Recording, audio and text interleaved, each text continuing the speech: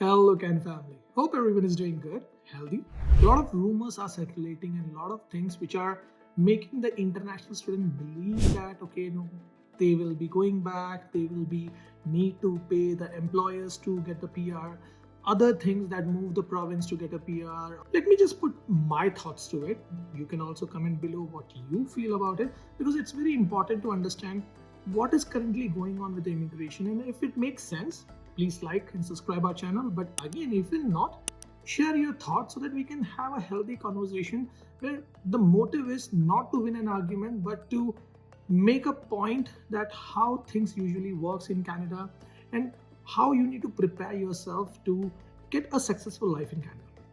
So the three major topics which I would like to cover in this video is, one is, hope everyone might have seen today's draw. The score is pretty high, it's 547. But if you notice one more thing, the number of invitations which are released, that is only 400.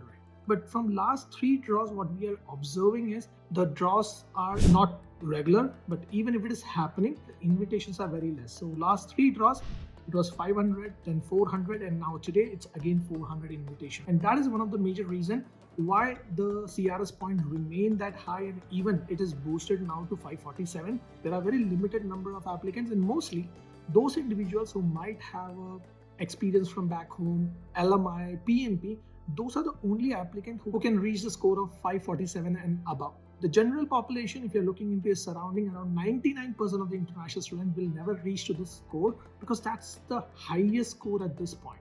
So this doesn't mean that CIC is not even considering you. Now, election is nearby, politics is everything. But in Canada, the major reason is immigration.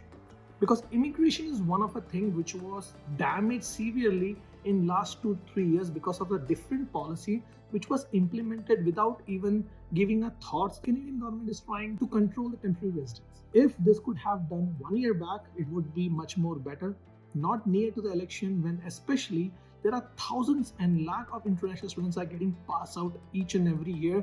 And now, first, because of the financial crisis, second, employment crisis, and third, the recession which is going on, the layoff is very common. And because of these three reasons, the students who are even qualified are not able to get a real job, a good job which can be financially secure or even which can assist with the PR. But yes, keep on looking for it.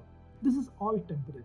If you have a proper plan, you understand the immigration, you understand the regular policies, it can have a better impact on you rather than getting distressed about the current scenario, because it can be. Once we have near to the election, definitely we can see some of the positive changes coming, because every year, if you notice, every time whenever the election is near, there is some drastic change happening.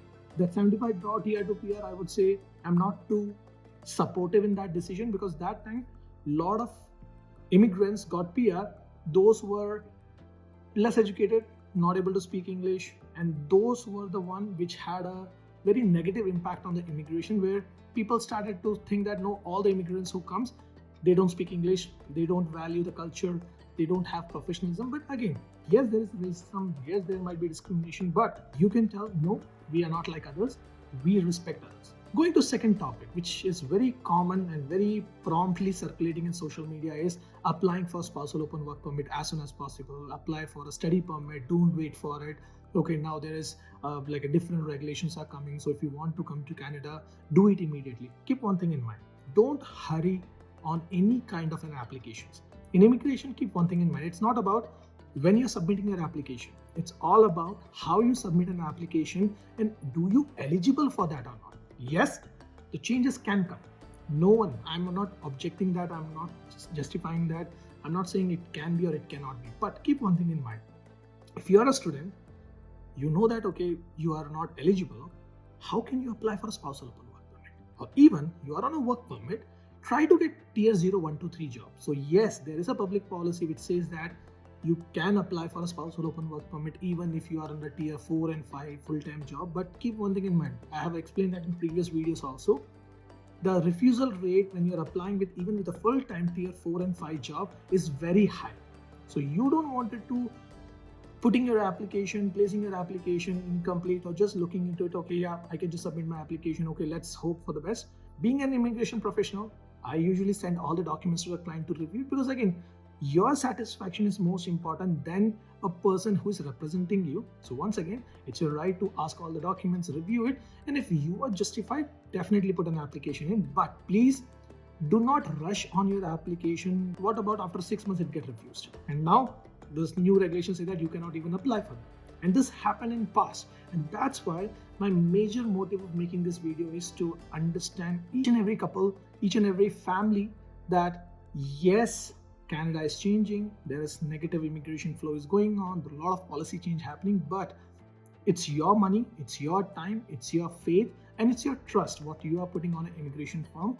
But don't let anyone to take advantage of that, giving you false assurances. If someone say not possible, ask why. If someone say it is possible, yes, you should do it as soon as possible. Again, ask them why, because this is why is one of the questions what you should ask, you should understand, and you should do a research on it before you hand over your file to someone, because again, it's your life. Going to a third topic, and which is about students. In the last 6-8 months, it's going on social media. Don't come to Canada. Canada is inflation, no success, people working on minimum wage. So now, SGS category was one of the simple category where you show you are having English proficiency, you show okay your intention is clear, you show that okay you have a GIC, you submit your application, and yes, by putting that application the decision was fast. But right now, immediate effect, now there is no SGS stream. But that doesn't mean that you cannot apply for a study permit.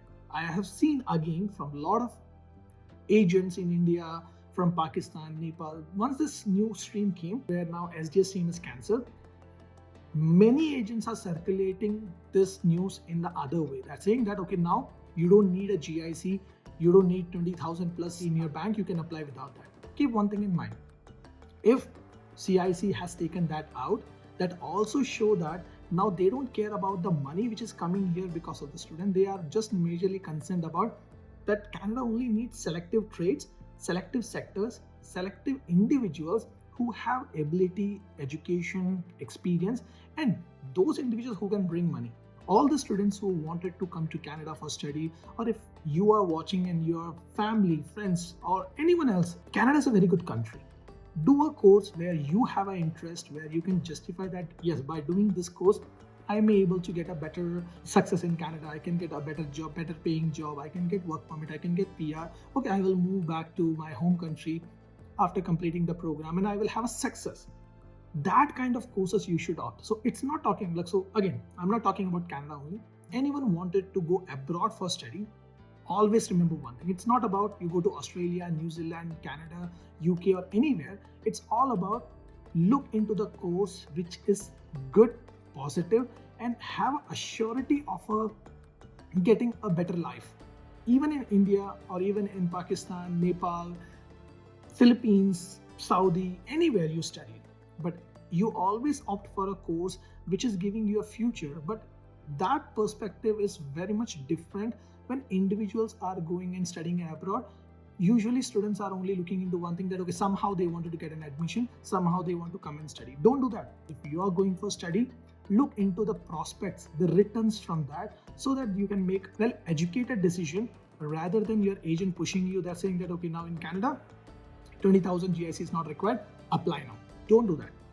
Still, you need to have a show money with you which you can show that okay, yes, I can sustain myself while the studies. So it can be 20,000, it can be 30,000, it can be 40,000. Still you need it.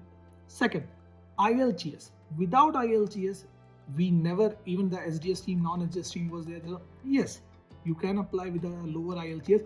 I don't even sign up because again, the refusal rate is very high. Keep that parameter same. Try to put a financial document, SOP, your education background, your experience letter, and tell the CIC officer that how you are beneficial for Canada and how the course which you are coming to study here will be beneficial for your growth, and your intention is not to stay here, but your intention is to gain the knowledge, gain the experience, go back to India. Yes, in between, if you get a good job, good employer, yes, you can apply for a PR. It's not negative. You can, but still, your motive need to be study when you're coming here on study. Your motive should be visit, tourism, when you're applying for a tourism visa.